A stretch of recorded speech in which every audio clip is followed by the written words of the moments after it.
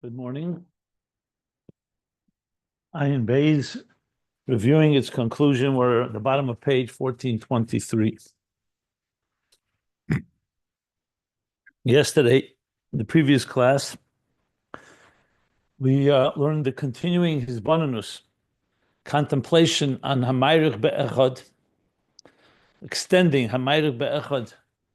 As the Gemara says, Chazal say, that when you extend saying Echad, and there are many meanings in extending. It could be the pronunciation of Echad, but here he's interpreting it as contemplation, a lengthy and in-depth contemplation.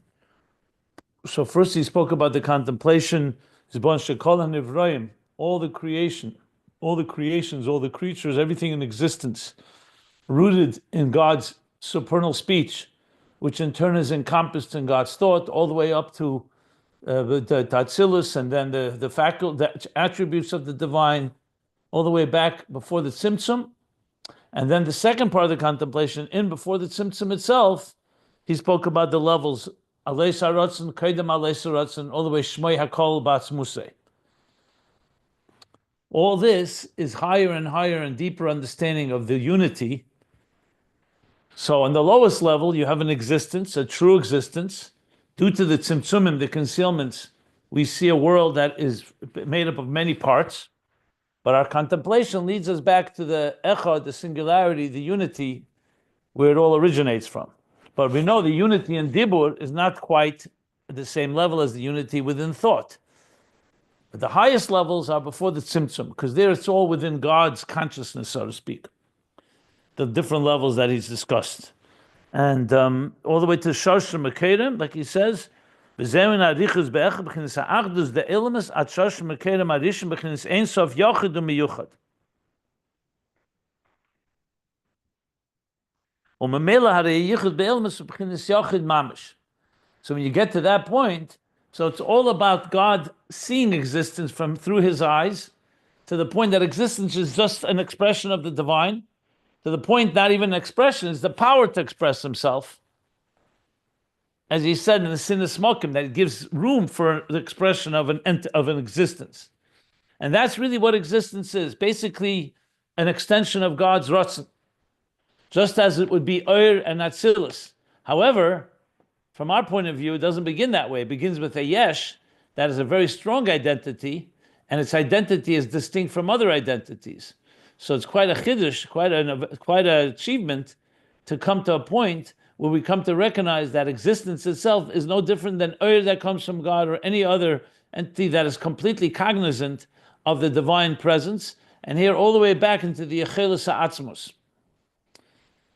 And again, as I mentioned many times, this itself is a gift, because God could have said, you know what, you can connect with me as I relate to you, but not necessarily as I relate to myself. And yet here we're given the opportunity to go all the way into how Atzmos relates to himself, the Yechelus Atzmos. Like he said, the highest level of Shmei Hakol Batz Musei. And that's where we stopped. And I will continue, where he's now going to bring it back. If you recall, why did he start with Hamayruch Be'echad? Even though, as I explained in the previous class, it's connected to the bigger theme of Shema, that ultimately also influences and trains the animal soul, as we'll learn later.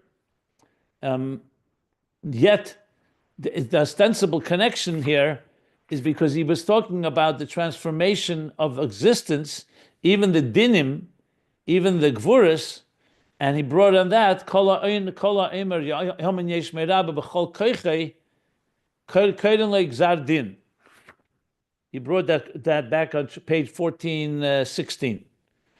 So that's where he began. He said, and what's called koachei? Rashi says, Koach-Kavanah. Kol koachei could be interpreted with all his power, with all his might, with all his energy. It says, Koach-Kavanah is Koach-Kavanah. So what's Kavanah? That's the Mayrich Be'echad. That's the Kavanah. When you say Yehei Shmei Rabba, you're thinking about Shmei Rabba, Shmei HaGadol, that we're learning about, all the way as it's rooted in Atzmos. Remember, Shmei HaGadol itself has levels. We talked about that yesterday as well. And the highest is Shmei Rabba of Shmei HaGadol, is the Shmei as is called Batz Musei in the Yechelis. So now he's going to go back to that, to understand that. So that'll tie together the knots that go back, as I said, from page 1416, which followed the two levels of hu l'toiv and hu l'chamisha l'ra. If you remember, the 5 times it says hu, like vahi b'mei achashverosh, hu achashverosh. That's the negative. Same thing by Nimrod, hu. And then there's the positive. Why? Because that level of the divine, hu, what he called Sevav Kalman, the transcendent and even higher, and Atzmus has the power to transform even the negative. Because less smaller Bahayatika, as we learned back on page 1415 and 1416. So now we're going back to that, to Ayin Yehei Shmei Rabba. So he says now like this. So we're the bottom 8 lines from the bottom of page 1423. Pages can be found at ayinbeis.com if you want to follow along.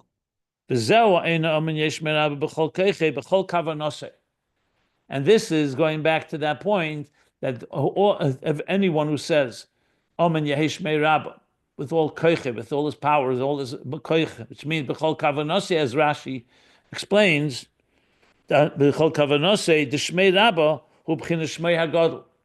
So what's the kavanah when you say Ayin Yehei Shmei Rabba? Again, many people just say it lip service, but here you're going to have now a whole contemplation, a whole in-depth understanding when you say Amen.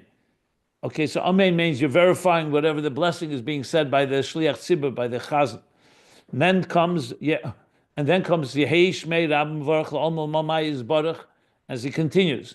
So what's Yehei Shmei Rabba? What's Shmei Rabba? So he says Shmei Rabba hu b'chinas Shmei HaGadol.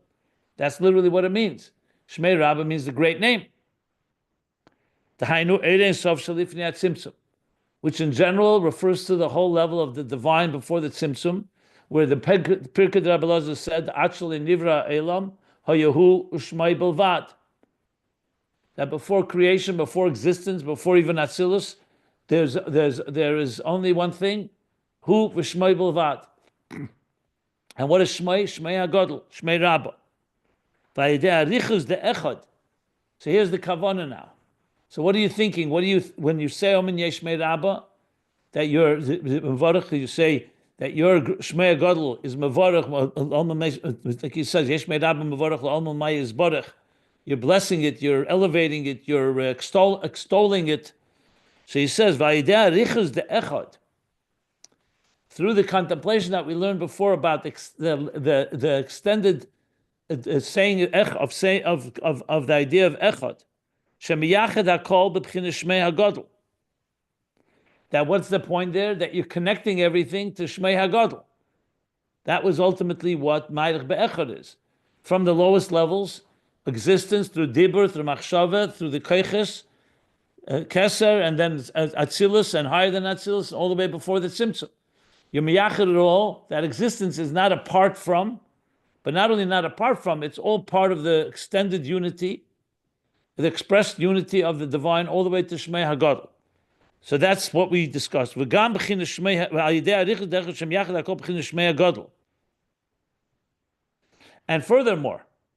in Shmei HaGadol itself, before the Tzimtzum, we're also miyachid to the higher levels of where Shmei HaGadol begins.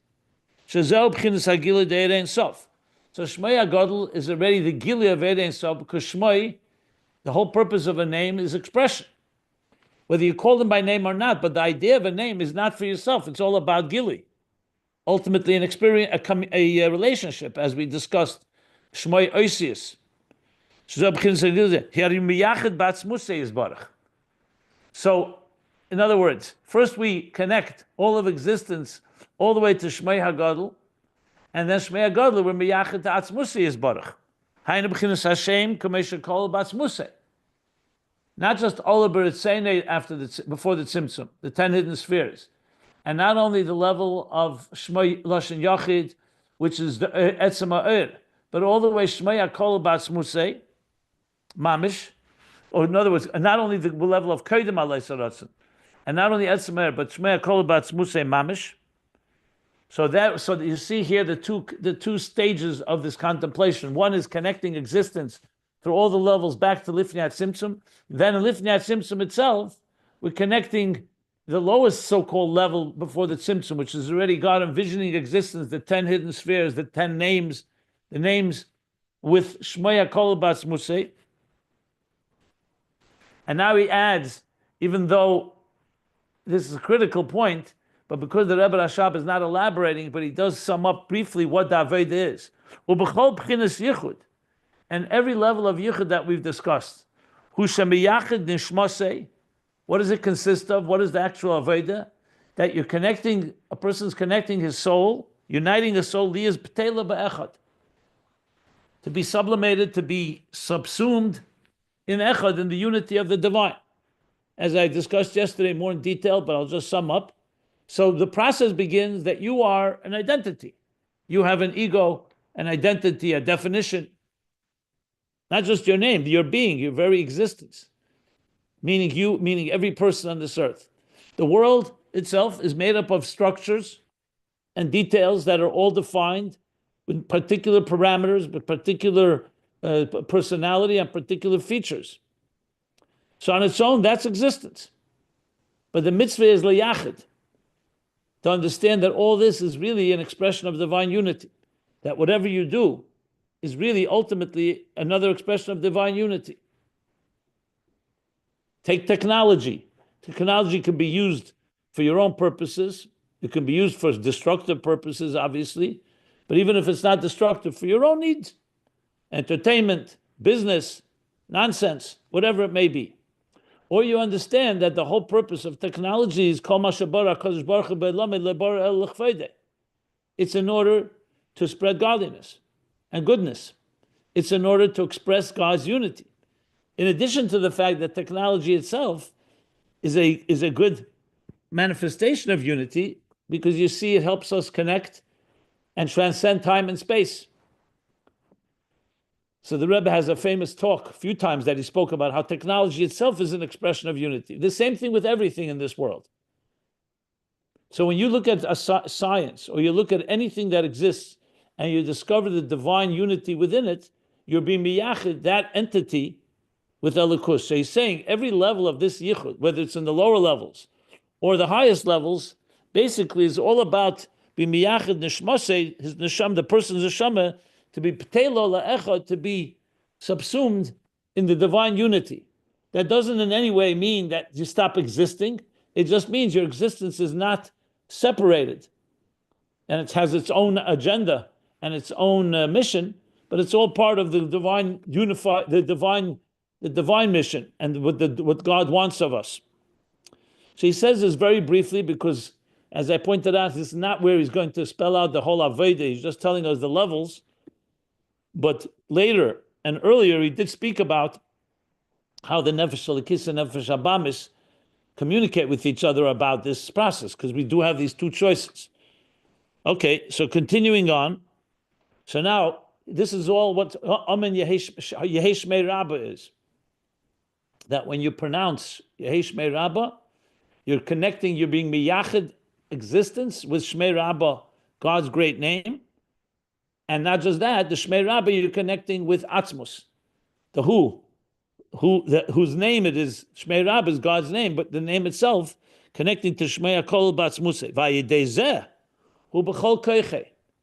And then you can call this b'chol koiche, because you could say oh, Yehei Shmei Rabba not with all your might, without all your koyach. Here means Koach-Kavanah. You say it, you're blessing God's name with a little intention, more intention. But to say b'chol koiche means that there's a lot going on here. It's a big statement, saying on Yeshev with all his might. So again, he's not saying this as yelling, even though some interpret this Ma'amar Chazal literally, like with echad, hamayich be'echad. You could also interpret by extending the pronunciation of echad. But here b'chol koiche, according to Rashi's kavanose, meaning so what do you say? Kol kavanose, this kavanah stam, which means a regular kavanah, you're thinking about God's name. Fine, you're blessing God's name. But this contemplation of hamayich be'echad, dafka hamayich be'echad, that takes us all the way to the highest levels before the Simsum, and there itself to the highest levels in Atzmus, Shmoi Kol Batzmuse, that you can call b'chol koiche. B'chinas HaGadol, and what does he mean by b'chol koiche? If you remember, he interpreted that back on page 1416. B'chol koiche, ba'ata yigdal no koach Adna-i. That now Yigdal koach Adna-i will be empowered. So you are actually empowering Koach Adna-i. Here he says, B'chinas Hagdolas HaKoach. What that means is, for example, just a simple example. When you exert yourself, let's say to throw a stone. So it's more than just the regular. If you threw a stone without particular exertion, you're using some of your energy. But if you use all your energy, you're going to throw it much farther. So the same idea, HaGadol, obviously, when you say b'chol Koach-Kavanah, that you are essentially actualizing and bringing out the whole Koach, the entire power of Koach Adna-i. Because you're saying all of this existence is connected all the way to Shmei Rabba. And Shmei Rabba is connected to Atzmos. So that is Magdil the Koach Adna-i. Hagdolos HaKoach, that Magdil the Koach of Hashem.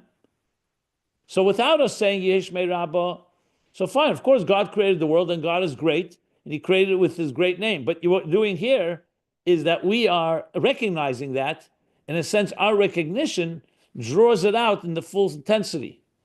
This could also perhaps be connected to what we spoke about Shemus, that we have to call God by His name.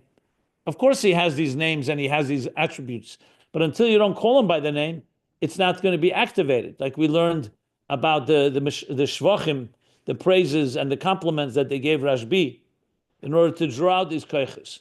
So Hashem doesn't need it for His shleimus, but for us to express it, to express our relationship with God, we need to say Yehei Shmei Rabba with Chol Koach, with the entire Kavanah that we're learning, and through that we're Magdil the Koach, Hagdolas HaKoach. K'mei shekosa va'ata yigdal no Koach Adna-i. So Koach Adna-i is God's power. Like we learned, there's Koach Maisav Higid La'ameh, which is God's power to create. But then there's the God's power that's higher than His power to create, because power to create is a limited power. It's only God's investing and relating to existence. What about the Koach that's higher than that?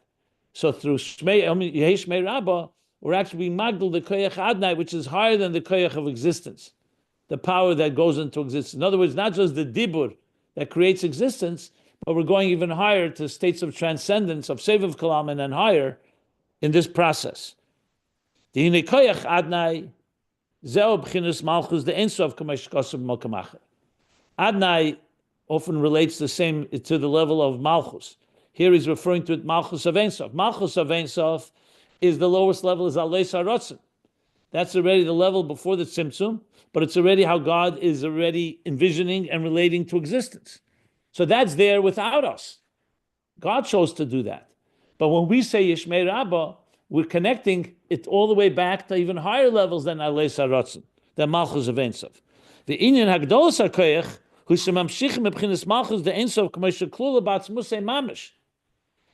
That when we say Hagdolos HaKoach, when we say B'chol Koach Yehei Shmei Rabba, what are we adding to already the Shmei, God using His name to create existence? We're adding that we're mamshich into Malchus, the way it's encompassed in Atzmus. Like he said in Yechelis, the root of, the source of where the Malchus of Ein Sof is rooted. Hainu b'chinas Helama Atzmi de Ein Sof. And here he clearly associates with Helama Atzmi. He did say that earlier as well, as I pointed out, but he's not always been using Helama Atzmi. Sometimes he uses it, sometimes he doesn't use it.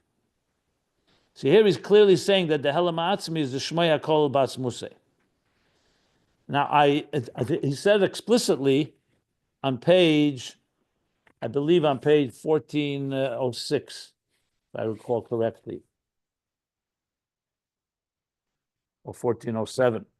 Yeah, 1408 actually. That Shmei HaKol B'atzmusei is Helama Atzmi. Good. So he's saying it explicitly here. Shezeu b'chinas Shmei HaKol B'atzmusei. And he's saying explicitly that this is the level of Shmei that's called Batzmusei, K'mei shekosav b'mokem acher. And also, we learned it earlier, page 1415. I see I wrote down a note for myself. Page 1415, and as well as earlier than that as well, that I just mentioned. Yeah, 1415, he said it right here, yeah. Can you take a question? Let me finish the entire section here. That I want to just stop in the middle. I don't want to stop hanging in the middle. So I'm on top of page 1424. Seemed like a good break if you keep reading. No, I'm going to read two more lines. By Dezen Nimshach, B'pchinas Koach Maisav, B'pchinas Koach Maisav. So if you recall, on page 1416, he spoke about two koiches, the koich of Hashem, and through that is subject and goes through the tzimtzumim in order to create existence. That's koich Maisav. Koach Adna-i is Malchus of Ein Sof. That's more than just the power to create. It's the power that God is envisioning creation. And now we're being magdal the koach Adna-i of Malchus of Ein Sof all the way back to the Shmei HaKol Batzmusei, the Yechelis that we talked about. And then we're drawing that down all the way into Koach Maisav, the Hainu Klolos Eishtalshalis. What are we doing? We're going beyond what God invested his energy in creation. That's the art. Our recognition of God's power to create and recognizing all of creation is rooted in these highest levels. That's Magdil the Koach, means we're being Mamshech Teisvis Oyer. Mibchinas Atzmus Ein Sof Shalamayla Mayla Gama Moker Lamoker, from Atzmus Ein Sof, that's higher from even being called a source of a source. So essentially connecting creation, its actual process of creation came from lower levels. But we're being miyachid all the way up to Atzmus himself. So that means that there's really no room except Atzmus, L'bchinas Kav Amida. And from that place, meaning Atzmus Ein Sof, we're drawing it into Kav Amida. Kav Amida is the Kav that comes after the Tzimtzum, which you can call Koach Maisav, because that's already the Kav that measures and defines the parameters of existence.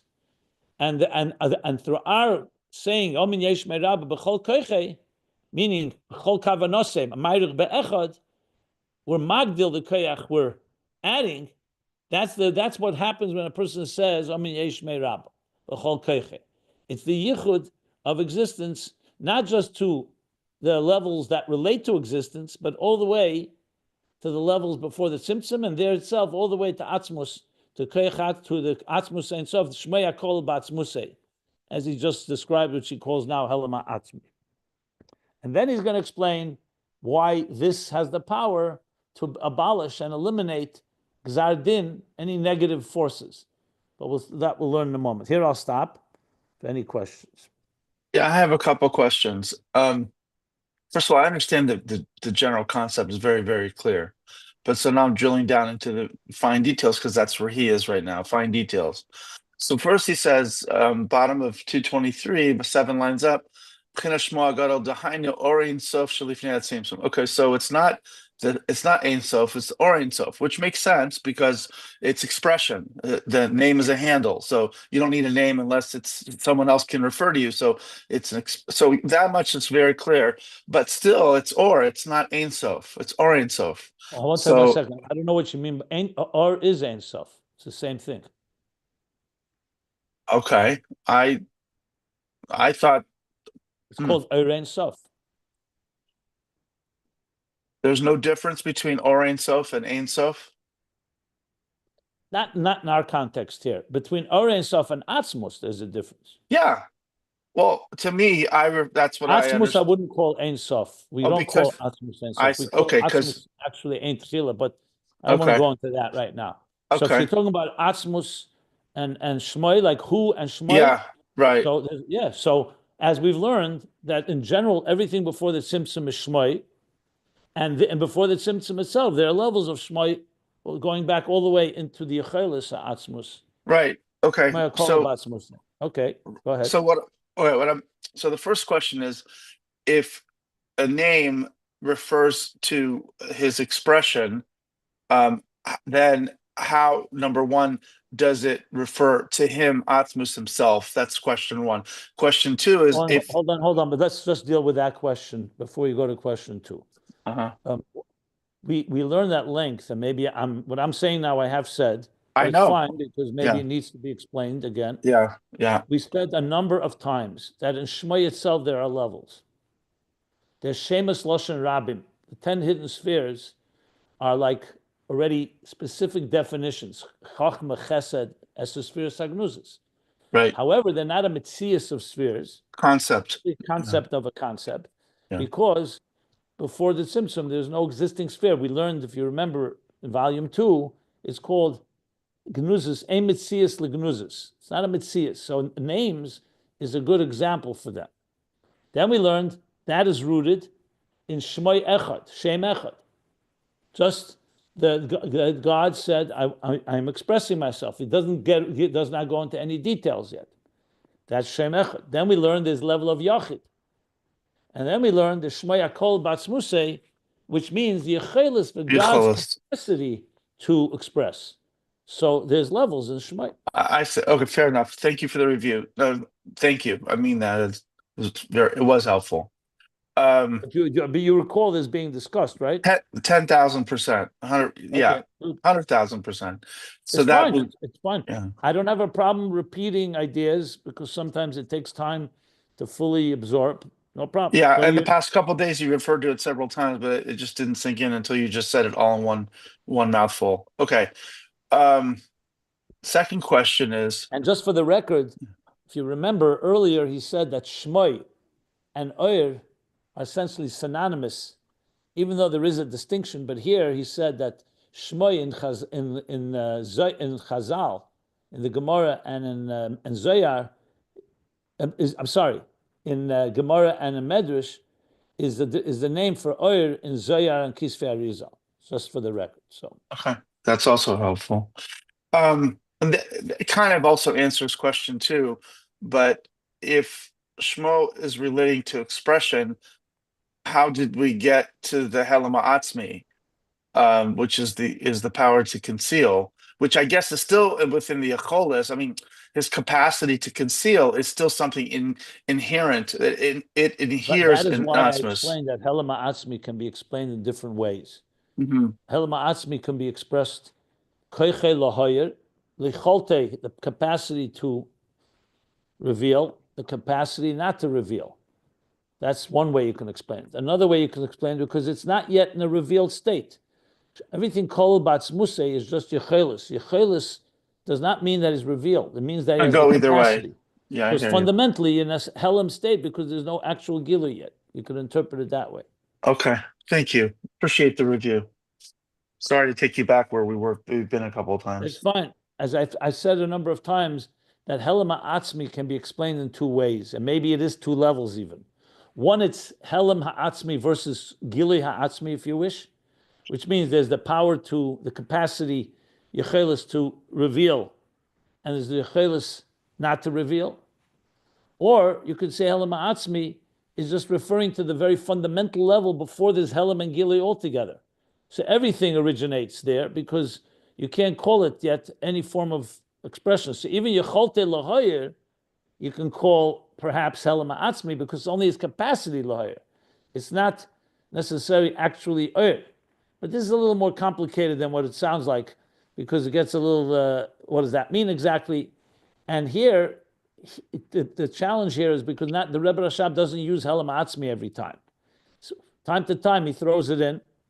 And earlier, he used it on the shamas that they're rooted there. But he definitely connects Shmei Akol Batzmusei to Helam Ha'atzmi.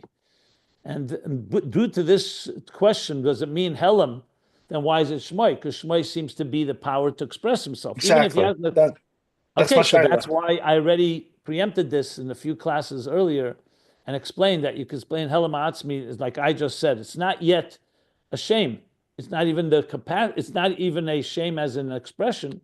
It's just the power, and there everything is fundamentally beyond giving. 100%. Thank you very, very much. Okay. Are there any other questions? Then we are saying that the massive in the Magdil, the Koach, it means that with Magdil, the Hamshocha that is coming to us, it's not that the Koach of the Eidishter is becoming bigger. The Hamshocha that comes to us is becoming bigger, correct? Not necessarily, because if you're fulfilling the Sava Kadosh Baruch Hu Liyaslei Baruch Dira B'Tachtenim, you're fulfilling that. You're fulfilling a taiva in atzmus, not just the energy in existence. You're not just adding more energy into existence. Okay, that's a good thing.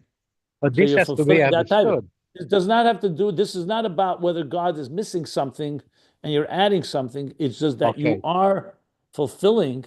When you say there is something, when we do Avodah, and we discussed this at length, our avodah does something that God has nachas ruach. So the question is what that means. So we're going to learn later, and we've already learned earlier what that means, that it's an ani Hashem leishanisi, seemingly.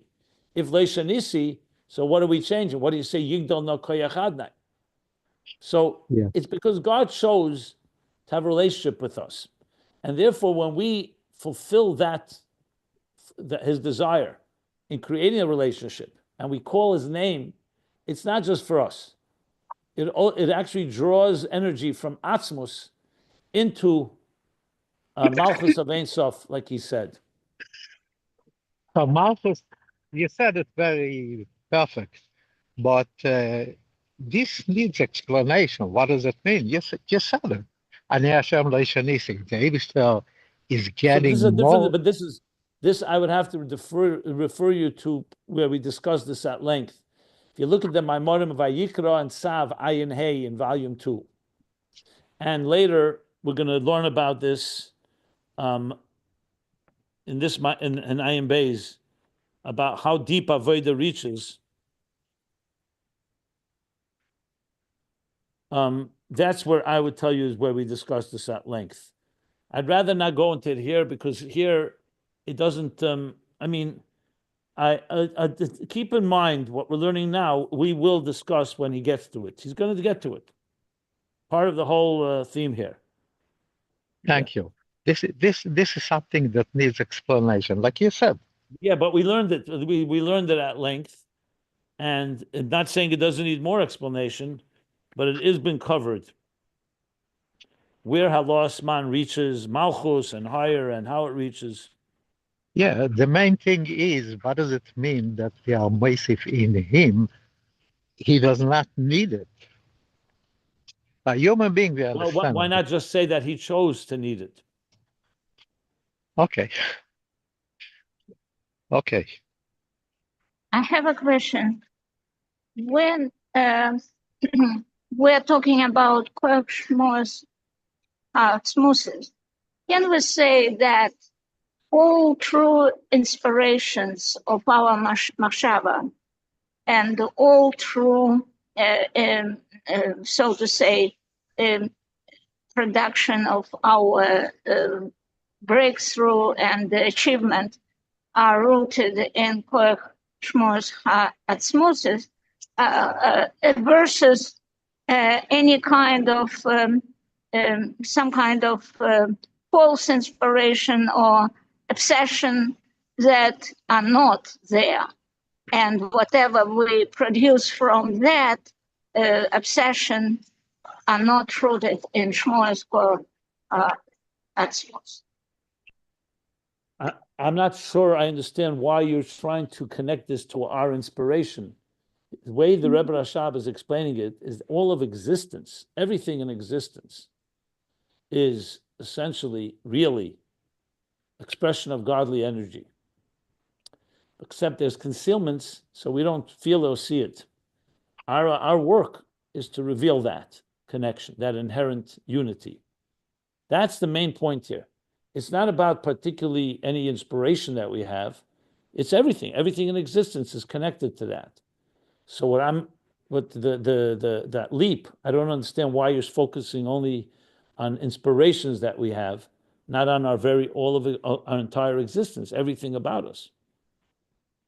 So, that exactly revolutionized all the perspective to our attitude to any kind of ideas and new breakthrough. It comes down to simply one thing. We would not be able to recognize what is what. The issue is only one thing. Are you focusing on your self-interest and on your identity, or are you sublimating or subsuming it all part of God's unity? That's the key point here. All right. Thank you. So any inspiration you may have, if it's aligned and you see it as an extension of fulfilling God's mission in this world, then you're doing the yichud that he's talking about. If you don't, and you feel like you're an independent agent, a free agent, you do whatever you want, then you're not being miyachid. Okay? This For the gives us. person, for the Sorry. person, it's not recognizable, I believe. It's very why not? It's a very big distinction. There are 8 billion Unless people on this planet. he is doing avoider. If it is through avoider, then understandable. Yeah, Without, without avoiding, nothing's happening. This doesn't happen automatic. This is yeah, exactly why we were created, to work hard. This is avoida means hard work. That's what avoida yes, means. It means that you're working on something, and that requires effort. So without that effort, when you wake up in the morning, most people do not say moda ani, acknowledging that their entire life and their soul was just given to them anew, renewed and refreshed that morning. As soon as you say that, you're being miyachid, your neshama, with godliness, with God. So that's a simple example. And then the same thing with the rest of the day. It's a matter of cognizance and consciousness that is a divine consciousness. When we say when Mashiach comes, that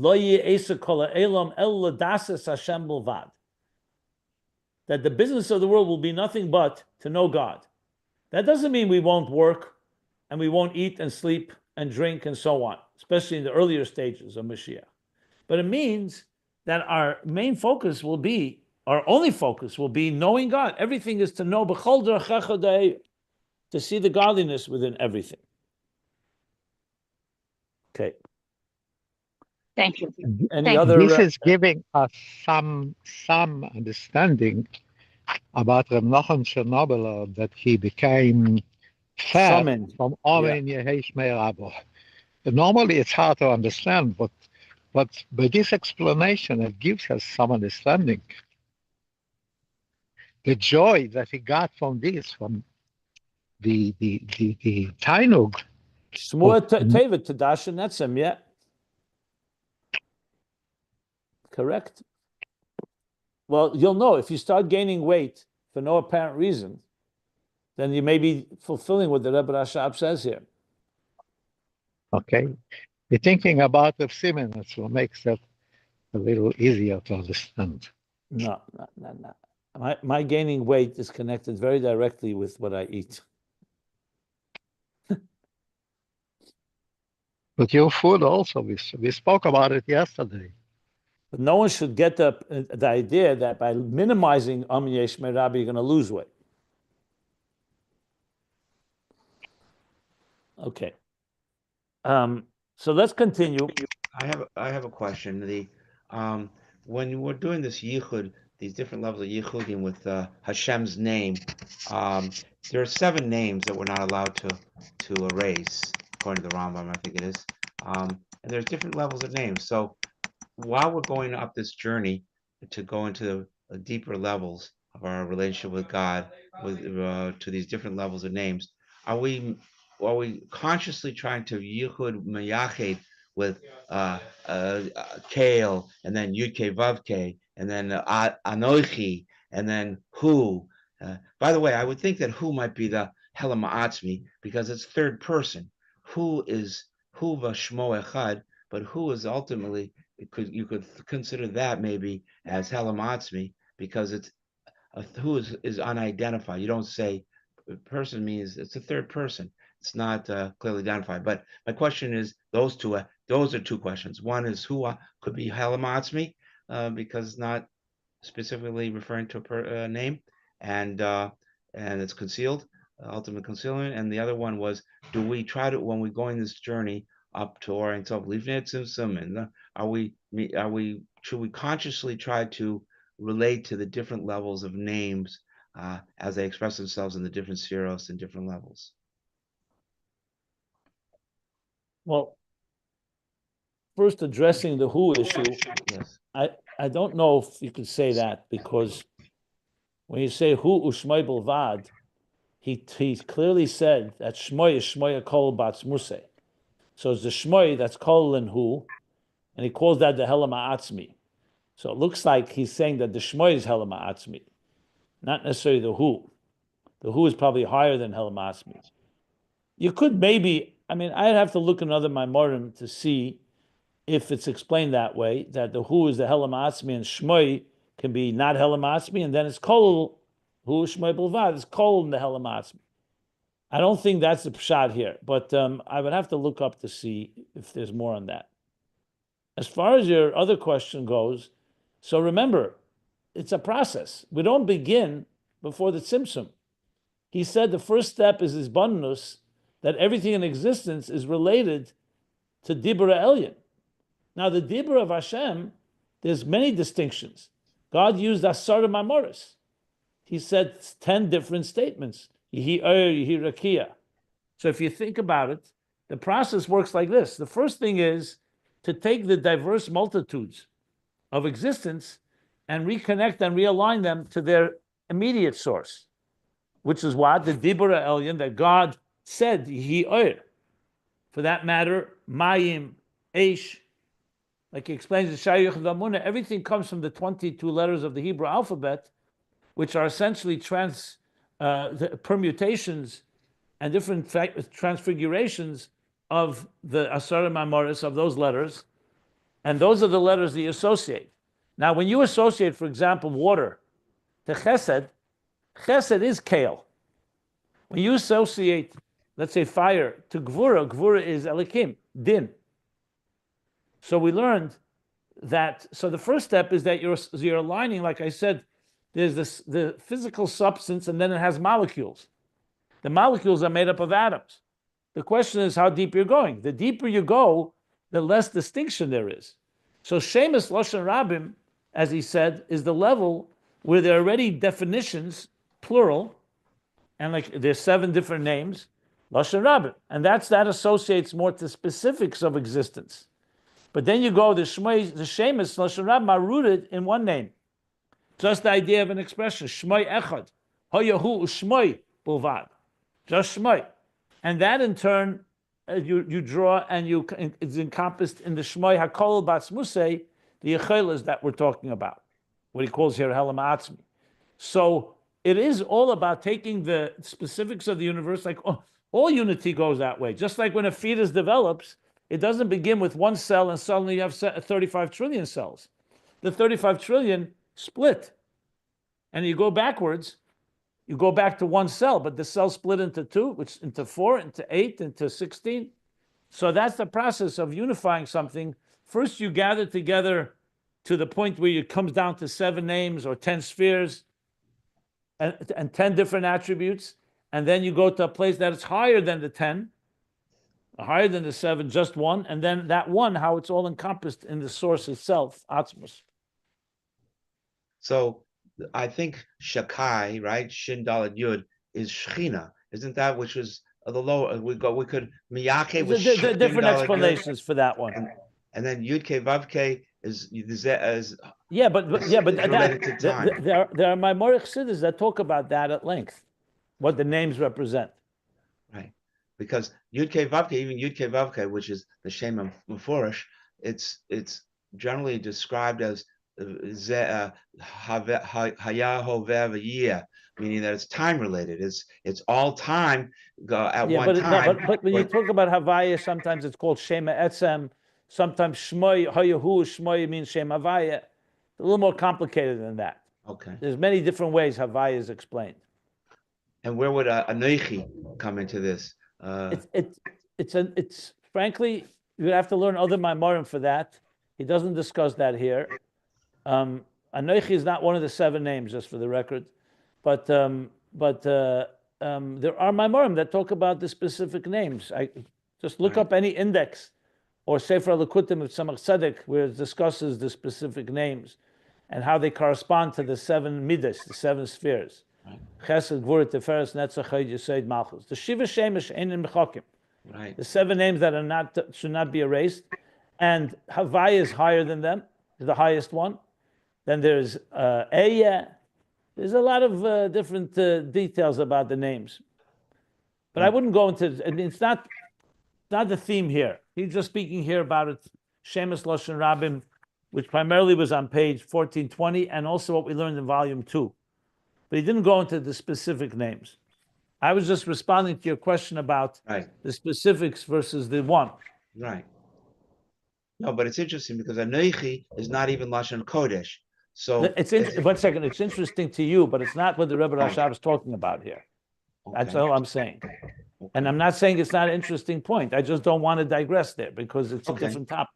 But he's talking about yichud with these shemot, with the shemot. That's not what he. So, if he, but you're going is what's on your mind. It's not what the Rebbe Rashab is talking about. He's not talking about Anoichi or Avaya or Elikim or Kale. He doesn't even mention them.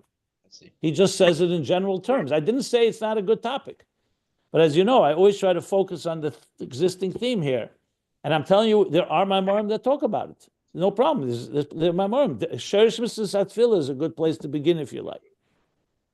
Thank you. Got it. Where he talks about Elov, V'leila Midesov, when the connecting through davening, when we davening to God. So the question is, so are you davening to his attributes or to God himself? That's all part of the bigger discussion on when you get to that place. It's relevant here in general terms, but the specific breakdown, I would defer you to look there. Refer you, I should say. Okay. Now, let's see here. Do we continue or do we stop here?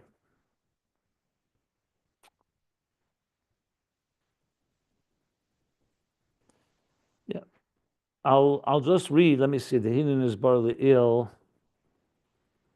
Comes a parentheses. Oh. Okay, I'll read one more line and we'll stop because the last piece is a relatively longer parentheses. So then comes the second half of the Maimer Chazal that says, so what happens when you say Yehei Shmei Rabba b'chol koichei, as we just learned, Magdil koich elyon, koich Adna-i, Val Kain, because you did that, so you invoked, in other words, you're drawing down, not from the energy that sustains existence, where there's a difference between chesed and gvura. Because the energy of the kav midah makes distinction. The distinction chesed and gvura. The hu l'teva and the hu l'ra. So he says, al ken ksher le'gzar din. What's the connection? What's the connection between saying Yehei Shmei Rabba from Shmei HaGadol b'chol koichei to eliminating and abolish and eradicating the harsh decree? The midas adim nepach lebchinas rachim and gemurim, because you're reaching a place that's higher than chesed and gvura, higher than structure. You're reaching a place where less smoile b'hayatika, like we learned, there's no smoile. It's a place that has not yet been defined in structure. Even the 10 hidden spheres, though there's no actual structure, but it's conceptually chesed and gvura. Whereas now you've reached all the way into Shmei HaKol Batz Musay, Shmei Yachid, and even more Kol Batz Musay, so it's higher. So what does it do? When you can access that, you're going like all the way up in the engine room, all the way to the original place before the wiring took place. So therefore you're able to transform din into rachamim, into compassion. Total ishapcha. So here ultimately it affects the world, not just that the world gets united with godliness, but even the negative become part of a positive experience. Like when we say the Alter Rebbe, when he read the Teichacha, the Rebbe said that when the Tata length, my father read the Torah, I only heard brachas. When other people read, you hear the negative also. Because when you're on that level, everything becomes part of the divine unity, and there's no room for anything that is negative altogether. That's why it eradicates the Gzar Din, which we learned earlier, but now we understand the depth of it, because now we talk about Atzmus Ein Sof, that's higher than this whole structure. And that was discussed earlier on page 1416. That's where he began. And with this, he concludes here. Then comes a parenthesis where he's going to qualify a few things regarding this yichud. And then he's going to go back to Koach-Kavanah, B'chol Moedecha.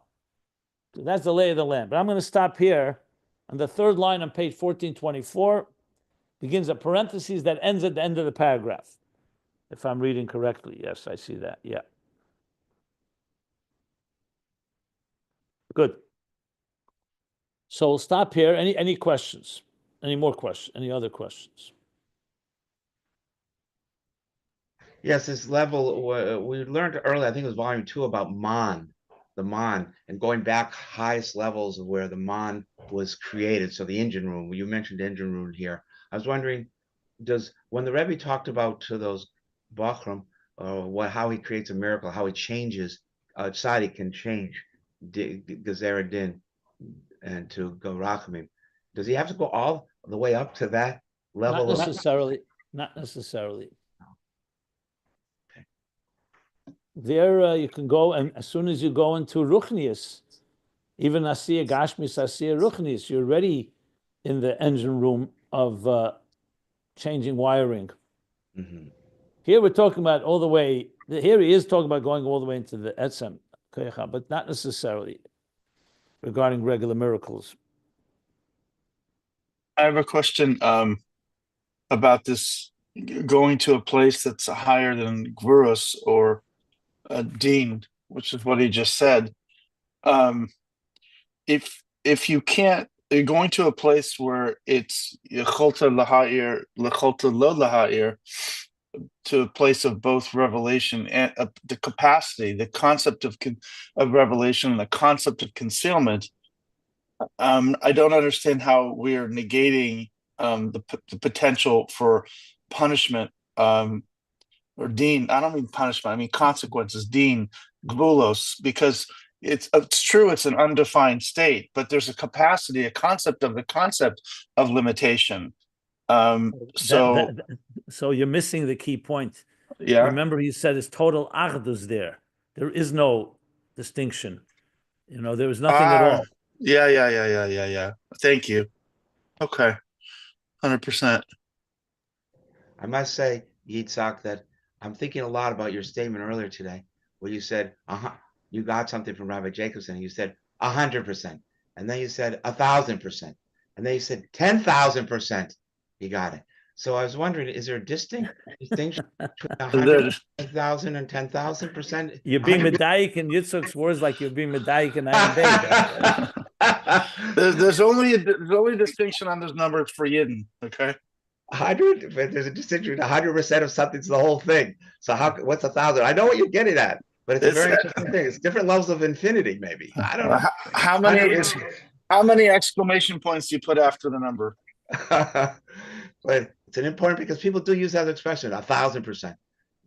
It's emphasis, but I wonder, we're talking about in levels of infinity here. I was just wondering if that's an interesting. Hakal Revach. It's Hakal Revach. My dad likes to say. Oh yeah, shkoyach.